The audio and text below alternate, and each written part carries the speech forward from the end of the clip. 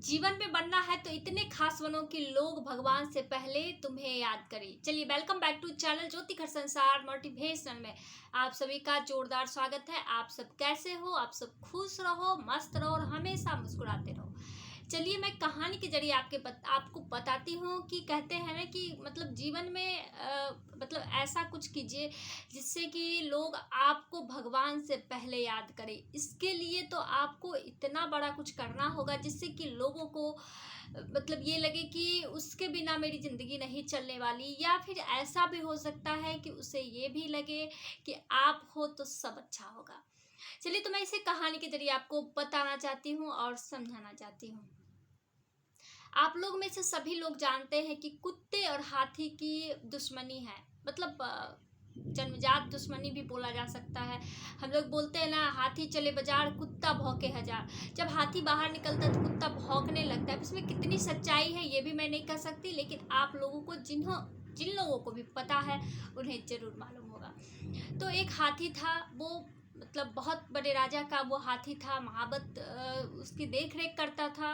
शाही हाथी भी बोला जा सकता है उसे। वो शाही हाथी था, उसे अच्छे अच्छे खाने मिलते थे, वो अच्छे से रहता था। एक दिन एक कुत्ता वहाँ भटकते भटकते आ गया। जब वो हाथी खा रहा था तो कुछ चावल के दाने या कुछ भी खाना इधर उधर बिखरा पड़ा था, जिससे वो कुत्ते ने खाने शुरू कर दिए। और इस तरह से वो डेली पर डे ऐसा ही करता था। एक दिन हाथी ने देख लिया। देखने के बाद वो मुस्कुराने लगा। फिर 2-3 दिन इसी तरह चलता रहा। कुत्ते को भी वो खाना पसंद आने लगा। कुत्ता जो मतलब दुबला पतला सा था वो भी मजबूत हो रहा था, हिस्ट पुष्ट हो रहा था और कोई परेशानी भी नहीं थी।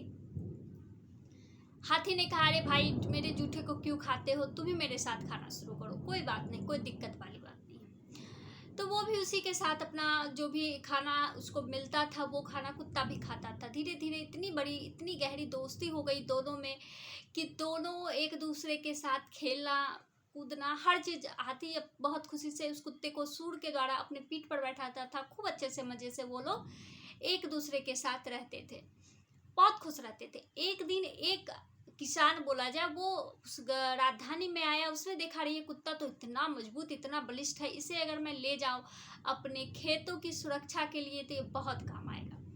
उसने महावत से पूछा, जो कि महावत को उस पर कोई अधिकार नहीं था, क्योंकि वो भूला भटका कुत्ता था। फिर भी महावत ने उसे बेच दिया। कुत्ता के जाते ही हाथी खाना पीना सारी मतलब छोड़ दिया। और उधर कुत्ते की भी यही हालत थी। उसने भी खाना पीना सारा चीज छोड़े हुए था, क्योंकि वो दोनों में इतनी गहरी दोस्ती थी कि खाना उसके सामने कुछ भी नहीं था। एक दूसरे के बिना रहना बहुत मुश्किल हो रहा था। धीरे धीरे हाथी बीमार होने लगा। जब राजा को ये बातें पता चली तो वो एक अपने विश्वसनीय जो मंत्री थे, जिन्हें हाथी के बारे में बहुत सारी चीजें पता थी, उनको उन्होंने भेजा। जब वो मंत्री आए तो वो सारी चीजें को बड़े ध्यान से, बड़े गौर से देखते हुए उन्होंने महसूस किया कि ये कुछ चीजों को ढूंढ रहा है।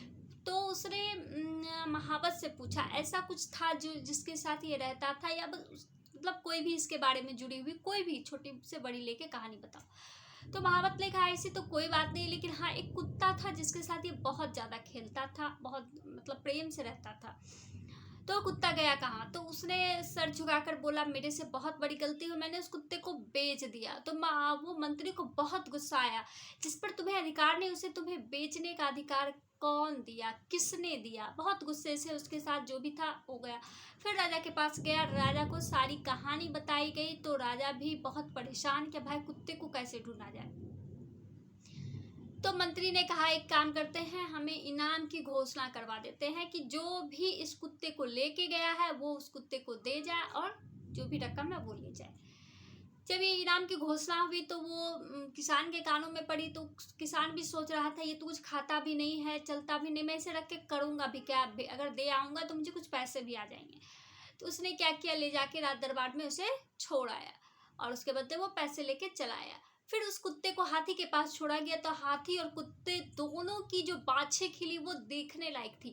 वहाँ के आस पास के मतलब जगह पे जितने भी लोग थे वो लोग भी इससे प्रभावित हो गए, बहुत खुश हो गए। कुछ लोग तो ये भी बोलना शुरू किया, अरे ये कैसे हो सकता है, जबकि दोनों की जन्मजात दुश्मनी होती है, फिर भी ये लोग दोस्ती कैसे कर लिए पता नहीं। इसी तरह हम लोग भी छोटी छोटी बातों को जो बचपन से सुने आए होते हैं कि ये दुश्मन है मेरा तो इससे दुश्मनी ही निभानी है, दोस्ती तो कर ही नहीं सकते हैं, ये हमारे समाज की सबसे सबसे बुरी विडंबना है। इन चीज़ों को हमें ख़त्म करना है। कोई भी दोस्ती या दुश्मनी बचपन से नहीं चली आती है, उसे हम ख़त्म कर सकते हैं। कहते हैं ना, लोगों की बुराइयों को मत देखो, लोगों के अंदर अच्छाइयों को देखो। अच्छाइयाँ देखिएगा तो ही सब कुछ अच्छा लगेगा। अगर आपके कुछ खास दोस्त हैं जो आपके छोटी मोटी बातों से रूठ गए हैं तो प्लीज़ आप उन्हें मना लें, क्योंकि दोस्ती सबसे बड़ी पूंजी है जिससे आप अपने दिल की हर बातों को शेयर करते हो, उनकी बातों को समझते हो और एक अच्छे रास्ते दिखाते हो। तो प्लीज़ ऐसी गलती ना करें, छोटी छोटी बातों पर अपने दोस्त से तो बिल्कुल दुश्मनी ना करें। अगर कोई दुश्मन भी है तो उससे भी दोस्ती करने की कोशिश करें, लेकिन सावधानी पूर्वक। चलिए, मेरी बातें अच्छी लगती हो तो प्लीज़ लाइक करें, शेयर करें और सब्सक्राइब करें।